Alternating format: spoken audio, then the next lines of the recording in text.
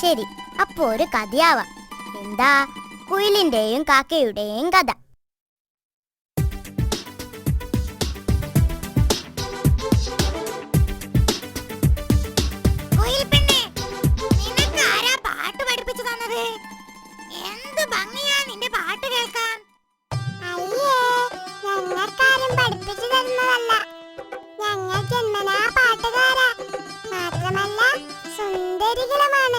നിന്നെ പോലെ കറമ്പുകളായി ഞങ്ങൾ ജനിക്കാറില്ല.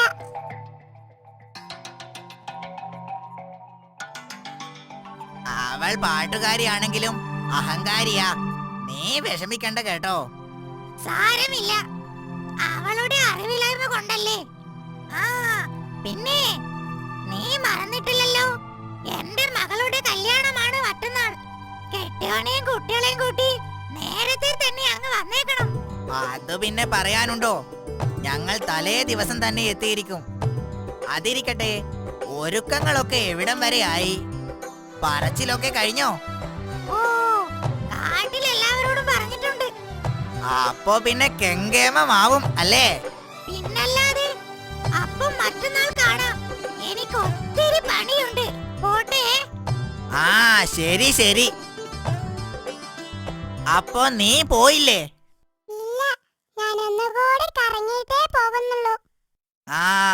നിനക്ക് പാട്ടും പാടി കറങ്ങി നടന്നാ മതിയല്ലോ. വീട്ടുകാര്യങ്ങളൊന്നും ചിന്തിക്കേ വേണ്ടല്ലോ.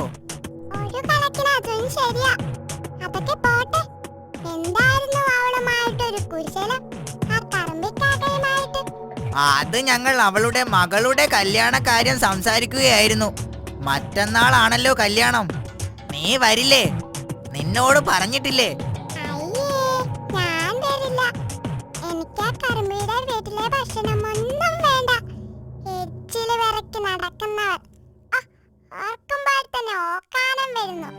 നിനക്ക് അഹങ്കാരം കുറച്ച് കൂടുതലാ. നിനക്ക് അവളെ ആവശ്യം വരും, നോക്കിക്കോ.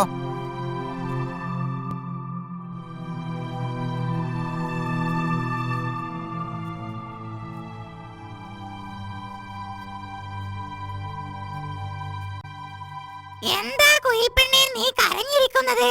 ഇന്നെന്താ പാട്ടൊന്നുമില്ലേ? വെറുതെ ഒന്നുമല്ല, നിനക്കെന്തോ സങ്കടമുണ്ട്. നിന്നെ ഞാൻ സഹായിക്കാം. നീ കാര്യം പറയൂ. പറഞ്ഞോളൂ. എനിക്ക് മുട്ടയിടാൻ കാലമായി. അതിനെനിക്കൊരു കൂടില്ല. എനിക്ക് അടയിരിക്കാനും മുട്ട വിരിയിക്കാനും ഒന്നും അറിയില്ല. ജന്മനാ ഞങ്ങളത് അറിയാത്തവരാ. ഓ, അതാണോ കാര്യം? എന്നിട്ട് നീ ആരോടെങ്കിലും കൂടെ അന്വേഷിച്ചോ? അന്വേഷിച്ചു. തത്തയോടും മൈനയോടും മരക്കൊത്തിയോടും ഒക്കെ അന്വേഷിച്ചു. ആരും തന്നില്ല. നീ കരയാതെ പെണ്ണേ, ഞാൻ നിന്നെ സഹായിക്കാം. നീ സമയമാകുമ്പോൾ എന്റെ കൂട്ടിൽ വന്ന് മുട്ടയിട്ടോ. മുട്ടകൾക്ക് ഒരു കേടും പറ്റാതെ ഞാൻ നോക്കിക്കൊള്ളാം. അടയിരുന്ന് വിരിയുകയും ചെയ്യാം. എന്താ പോരെ? മതി മതി, എനിക്ക് സന്തോഷമായി. ഇനി ഞാൻ പോട്ടെ കാക്കപ്പെണ്ണേ. ഓ, ശരി ശരി. പിന്നെ ഒരു കാര്യം, നിനക്ക് എന്റെ വീട് പരിചയം കാണില്ല. കാരണം നീ കല്യാണത്തിനൊന്നും വന്നിട്ടില്ലല്ലോ. ആ കാണുന്ന കുന്നിൻ ചെരുവിലെ വലിയ പ്ലാവിലാണ് എന്റെ കൂട്.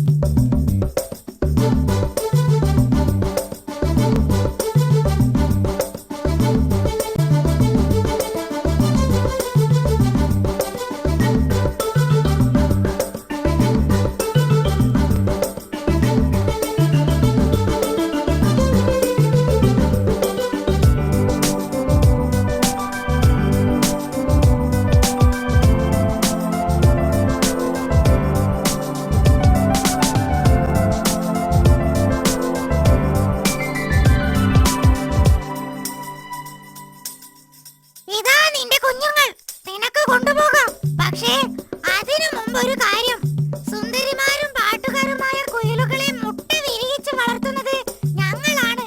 ഞങ്ങളില്ലെങ്കിൽ ലോകത്തെവിടെയും കുയിലുകൾ ഉണ്ടാവുന്നില്ല. ഇനിയെങ്കിലും ഞങ്ങളെ കളിയാക്കരുത്. കാക്കപ്പെണ്ണനോട് പൊറുക്കണം. അറിവില്ലാത്തത് കൊണ്ടാണ് ഞാൻ അങ്ങനെ പറഞ്ഞത്.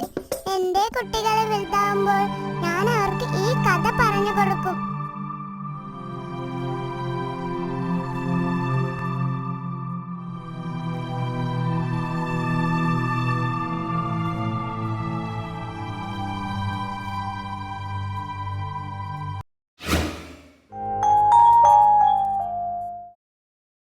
കൂട്ടുകാരെ, കഥയുടെ ഗുണപാഠം നിങ്ങൾക്ക് മനസ്സിലായി കാണുമല്ലോ. നമ്മളാരും നിറത്തിന്റെയും വർഗത്തിന്റെയും പേരിൽ വഴക്കിടരുത്. എല്ലാവർക്കും എല്ലാവരെയും ആവശ്യം വരും, ശരിയല്ലേ? ഇനി ഒരു പാട്ടാകട്ടെ.